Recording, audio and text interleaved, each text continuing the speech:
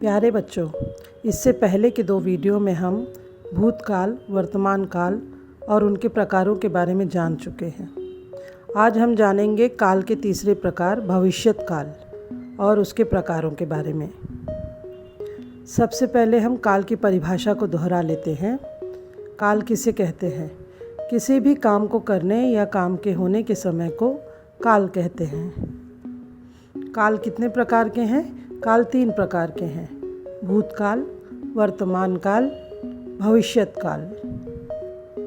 भविष्यत काल का अर्थ होता है आने वाला कल या आने वाला काल या आने वाला समय। उदाहरण के तौर पर बच्चे कल पाठशाला जाएंगे, अर्थात बच्चों द्वारा पाठशाला जाने की क्रिया कल होगी, आने वाले कल में। इस तरह से भविष्यत काल की परिभाषा हुई क्रियाओं के जिन रूप से आने वाले समय का बोध हो उसे भविष्यत काल कहते हैं। इसे और एक तरह से समझा जा सकता है। अक्सर बच्चों आपसे लोग पूछते हैं कि आप बड़े होकर क्या बनेंगे, तो आप सोच में पड़ जाते हैं कि मैं बड़ा होकर क्या बनूंगा या क्या बनूंगी। और कुछ बच्चे यह सोचकर भ्रमित होते हैं कि मैं बड़ी होकर टीचर बनूं या पुलिस बनूं। कुछ बच्चे वकील बनना चाहते हैं, कुछ मैनेजर बनना चाहते हैं। बच्चों द्वारा यह सब सोचना यह भविष्य के बारे में होता है, आने वाले समय के बारे में। इसी को भविष्यत काल कहा जाता है। भविष्यत काल के कितने प्रकार हैं? भविष्यत काल के 3 प्रकार हैं। पहला सामान्य भविष्यत काल, दूसरा संभाव्य भविष्यत काल, तीसरा हेतुमद भविष्यत काल। आइए जानते हैं सामान्य भविष्यत काल की परिभाषा और उसके कुछ उदाहरण। इस काल से यह पता चलता है कि कार्य स्वाभाविक रूप से भविष्य में पूरा होगा। और इसका उदाहरण है, हम बाजार जाएंगे, मैं पूना जाऊंगी, पिताजी माँ के लिए किताब लाएंगे। इन तीनों वाक्यों में जाएंगे, जाऊंगी, लाएंगे इन क्रियाओं के द्वारा कार्य के सामान्य रूप से भविष्य में होने की बात कही गई है।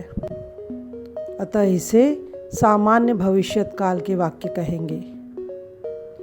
भविष्यत काल का दूसरा प्रकार है संभाव्य भविष्यत काल और इसकी परिभाषा है, इस काल की क्रिया से भविष्य में कार्य के होने की संभावना का बोध होता है। अर्थात जो कार्य हम करने वाले हैं उसके बारे में हम निश्चित तौर पर कुछ नहीं कह सकते। और इसका उदाहरण है, संभवतः हम कल बाजार जाएं, शायद मैं पूना जाऊंगी, हो सकता है पिताजी माँ के लिए किताब लाएं। इन वाक्यों में संभवतः, शायद और हो सकता है जैसे शब्द जुड़े हुए हैं जो संभावना व्यक्त करते हैं। इसीलिए इन वाक्यों को संभाव्य भविष्यत काल के वाक्य कहेंगे।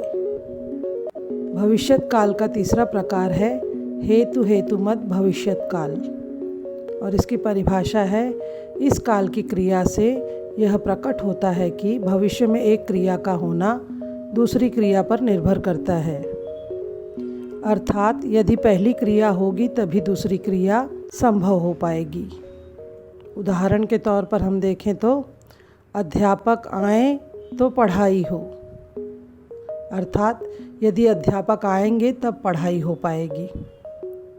वर्षा आए तो बीज बोया जाए, यदि वर्षा होगी तभी बीज बोया जाएगा। बच्चे आएं तो खेल शुरू हो, अर्थात यदि बच्चे आएंगे तभी खेल शुरू होगा।